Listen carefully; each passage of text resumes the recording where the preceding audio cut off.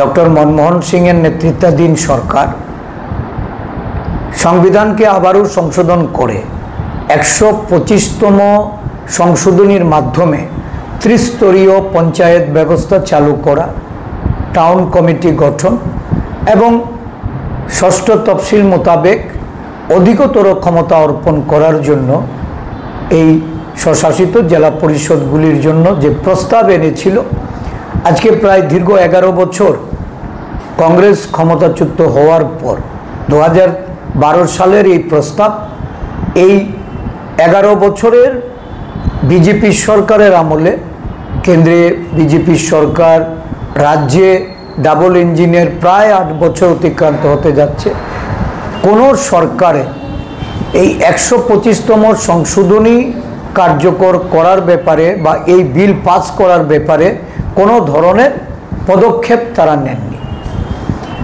আজকে দেখা গেছে যে এই নির্বাচন সংগঠিত করার জন্য রাজ্য সরকারের তরফ থেকে যেমন একটা প্রস্তুতি এবং বিভিন্ন রাজনৈতিক দলগুলির মধ্যে তৎপরতা শুরু হয়েছে। আমরা আমাদের উপজাতি সংগঠনকে ঢেলে সাজানোর লক্ষ্যে কাজ শুরু করেছি। বেশ কিছুদিন ধরেই আমাদের উপজাতি এলাকায় আমাদের নেতৃবৃন্দরা যাচ্ছেন, দলে দলে মানুষ বিভিন্ন আঞ্চলিক দল, রাজনৈতিক দল ত্যাগ করে কংগ্রেস দলে যোগদান করছে। বিগত 4 দশক বাদে রাজ্যে কংগ্রেস দলে আদিবাসী নেতৃত্বদের আবার যে পূর্ণ আস্থা তারা প্রকাশ করছে, তার বহিঃপ্রকাশ ঘটছে দলে দলে যোগদানের মধ্য দিয়ে। আজকে আমরা সভায় এই ভিলেজ কাউন্সিল নির্বাচন, স্বশাসিত জেলা পরিষদের আগামী নির্বাচন, এগুলিকে সামনে রেখে দলকে সংগঠিত করা, দলের কর্মসূচি আমরা গ্রহণ করে এই পার্বত্য এলাকায় জনগণের সাথে আমাদের সংযোগ রক্ষা করে দলীয় সমন্বয়ের মাধ্যমে রাজনৈতিক কর্মসূচি গ্রহণ করা, রাজ্য সরকারের ব্যর্থতা, স্বশাসিত জেলা পরিষদে যারা আছেন তাদের ব্যর্থতা, এগুলি তুলে ধরে আঞ্চলিকতার যে একটা ব্যাপকতা এই রাজ্যে আদিবাসী জনগোষ্ঠীর মধ্যে ছিল, যা আজকে ভুল প্রমাণিত হচ্ছে।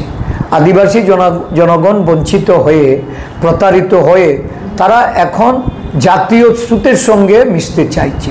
বিশেষ করে বিকল্প রূপে কংগ্রেস দলকে তারা গ্রহণ করছে।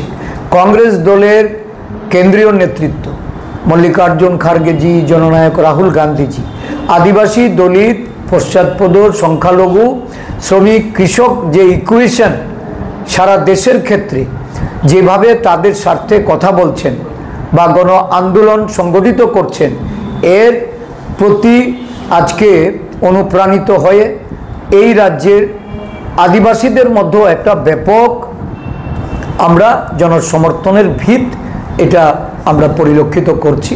মানুষ এগিয়ে আসছে। এই লক্ষ্যকে সামনে রেখে আদিবাসী কংগ্রেসকে আরও ঢেলে সাজানোর জন্য আমরা দলীয় পরিকল্পনা আমরা গ্রহণ করেছি। আমাদের রোডম্যাপ আগামী দিনগুলিতে আদিবাসী এলাকায় আমাদের সভা এবং বিভিন্ন কর্মসূচি আমরা সংগঠিত করব। জন্যই আজকের এই আমাদের আলোচনার সভা।